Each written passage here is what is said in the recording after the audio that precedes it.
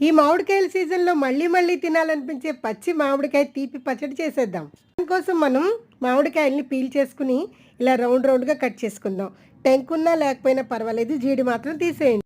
ఓ ప్యాన్లో సోపు, వాము, జీలకర్ర, మెంతులు అర స్పూన్ వేసుకుని 4 ఎండుమిరపకాయలు కూడా దోరగా వేపి పొడి చేసి పక్కన పెట్టుకుని అదే ప్యాన్లో ఒక పెద్ద గ్లాసు నీళ్లు పోసుకుని రుచికి సరిపడా ఉప్పు వేసి మనం కట్ చేసుకున్న మామిడికాయ ముక్కలన్నింటినీ వేసి 2 నిమిషాలు ఉడకనిచ్చి తీసి పక్కన పెట్టేసుకుందాం, లేకపోతే మెత్తగా అయిపోతాయి. అర కేజీ మామిడికాయలకి 1/2 కేజీ తీపి అయితే సరిపోతుంది.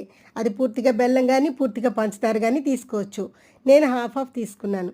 దానిలో కొంచెం నీళ్లు పోసి పంచదార బెల్లం బాగా కరిగే వరకు కలిపి ఒక పొంగు రానిచ్చి దానిలో మనం బాయిల్ చేసుకున్న మామిడికాయ ముక్కలను ఒక్కొక్కటిగా జాగ్రత్తగా వేసి కలుపుతూ మూత పెట్టకుండా ఉడకనివ్వండి. తీగపాకం వచ్చిన తర్వాత ఒక అరచెక్క నిమ్మకాయ రసాన్ని దానిలో పిండేద్దాం.